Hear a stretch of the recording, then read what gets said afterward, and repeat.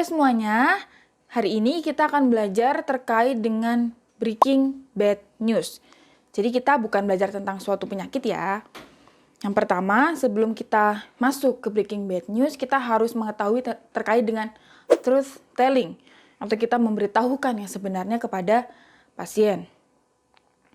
Nah, truth telling adalah sebuah kemampuan yang harus dimiliki oleh tenaga kesehatan sesuai dengan sumpah Hippocrates dan perilaku profesional dalam menyampaikan kebenaran tentang kondisi pasien. Tujuannya apa sih? Jadi untuk memfasilitasi terciptanya pencapaian tujuan kedua belah pihak, yaitu dokter dan pasien. Yang kedua, dapat membantu pengembangan rencana perawatan pasien bersama pasien. Dasar kemampuan pasien. Yang ketiga, membantu memberikan pilihan dalam upaya penyelesaian masalah kesehatan pasien. Yang keempat, membimbing pasien sampai pada pengertian yang sebenarnya tentang penyakitnya. Yang kelima, membantu mengendalikan kinerja dokter dengan acuan langkah-langkah yang telah disetujui dengan pasien. Kemudian manfaatnya apa? Yang pertama, dapat meningkatkan kepuasan pasien dalam menerima pelayanan medis dari dokter atau institusi pelayanan medis. Yang kedua, meningkatkan kepercayaan pasien kepada dokter, kemudian meningkatkan keberhasilan diagnosa, terapi, dan tindakan medis, dan meningkatkan kepercayaan diri dan ketegaran pada pasien dengan penyakit fase terminal. Gimana sih caranya untuk kita melakukan Breaking Bad News? Ada 6 langkah. Kita singkat SPIKES. S, P, I, K, E, S. S yang pertama adalah setting. Jadi kita harus menyeting tempat untuk ngobrol atau tempat untuk interview. Jadi kita atur kondisi privacy dan melibatkan orang lain yang berperan penting saja. Perlu dilakukan dalam kondisi yang duduk dan menjalin komunikasi dan kepercayaan dengan pasien. Yang kedua adalah P. Kita harus menilai dari persepsi pasien. Assessing the patient perception. Di sini dokter mempraktekkan, sebelum memberitahu harus menanyakan.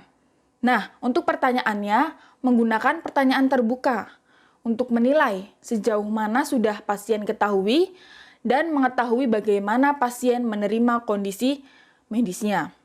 Apakah kondisinya serius atau tidak.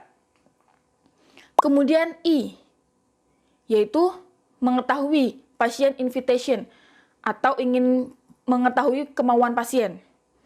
Jadi mayoritas pasien ingin mengetahui mengenai diagnosa, prognosis, dan detail dari penyakitnya. Sementara, beberapa pasien tidak ingin mengetahui secara detail. Jadi kita menjelaskan tergantung dari keinginan pasien. Misalkan pasien memang ingin detail, kita harus jelaskan secara detail. Jika pasien tidak ingin mengetahui secara detail, kita jelaskan secukupnya, supaya pasien mengerti. Nah, yang selanjutnya adalah K. Giving knowledge and information to the patient. Knowledge, berikan tingkat pemahaman. Jadi dimulai dengan tingkat pemahaman pasien dan harus dengan bahasa awam. Beri informasi perlahan dan cek pemahaman pasien dengan informasi yang telah kita berikan. Jika prognosisnya buruk, kita harus menghindari menggunakan kata-kata tidak ada lagi yang bisa kami lakukan. Jadi dengan mengatakan dengan cara yang lain, seperti itu. Selanjutnya ada E. Emotion. Jadi kita harus mengarahkan emosi pasien dengan respon empati dari kita. Jadi ketika diberi berita, biasanya reaksi pasien akan beragam-ragam. Bisa diam, tidak percaya, menangis, denial atau marah. Ketika menerima kabar buruk, mungkin pasien bisa syok, ada penyesalan atau bahkan mengisolasi diri. Nah, pada saat seperti itu, dokter harus bisa memberikan empati kepada pasien. Yang terakhir adalah strategi dan summary atau ringkasan. Jadi pasien yang memiliki rencana jelas cenderung akan berkurang sikap cemasnya. Nah, sebelum mendiskusikan rencana pengobatan, sebaiknya menanyakan kepada pasien kapan mereka siap untuk mendiskusikannya. Seperti itu. Nah, jadi untuk breaking bad news ada 6 tadi ya.